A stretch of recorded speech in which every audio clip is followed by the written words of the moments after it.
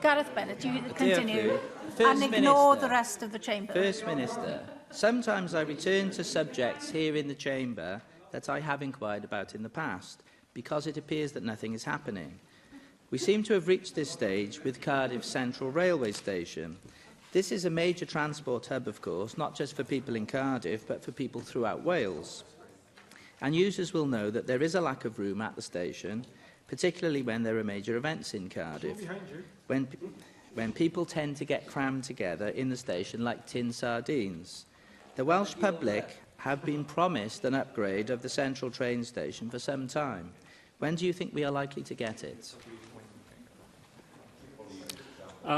Llywydd, the member is right to point to the fact that Cardiff railway station is a very busy transport location. 40% of all rail journeys in Wales begin or end at Cardiff station. And that gives you an idea of just how important it is to people in Cardiff, but also across the whole of Wales.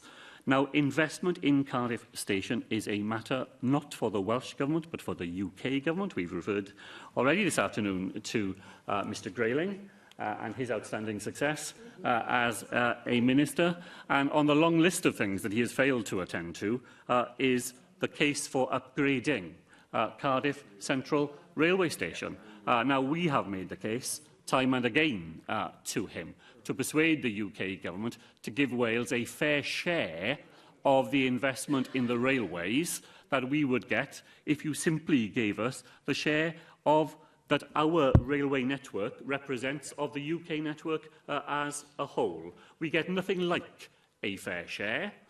We don't have the voice that we need in London speaking up for Wales to guarantee that we would get it, and so we have to work even harder to persuade the Transport Minister in the UK Government not to add this to his lengthy list of failings. Thank you for your engagement with the question, and thank you for your engagement with many of the questions that I've asked you.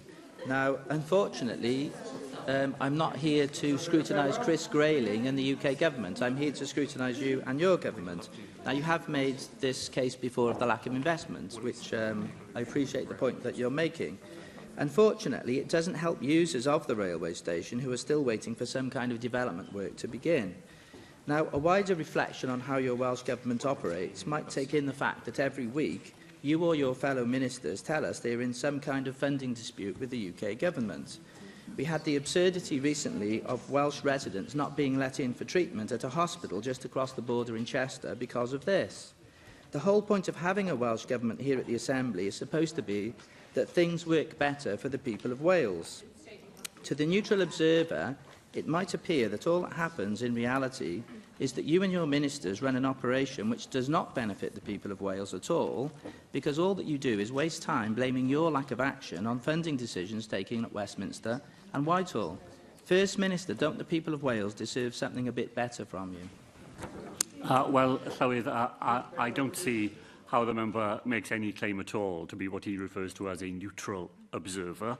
I hope that his remarks on Cardiff railway station are an indication that he will join us in calling for the devolution of those responsibilities so that we could discharge them directly here in Wales. I'm not sure if that is his party's policy, but if it were, I'd be very glad to know it.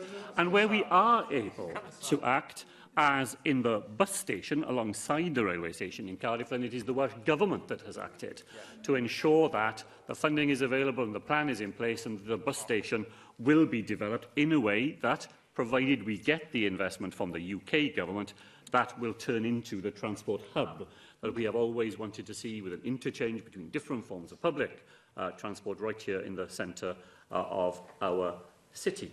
As far as the point that he ended with about the Countess of Chester, let's be clear. That was a decision of the Countess of Chester, a unilateral decision by that provider, which we have now had to spend weeks unravelling and putting back together again, the plan that they had shoved off the wall.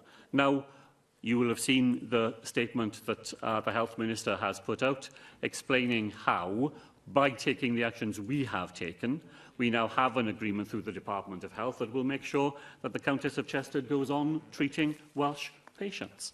But the decision not to treat Welsh patients was unilaterally, and as I would say, irresponsibly, made by them, and certainly not by us.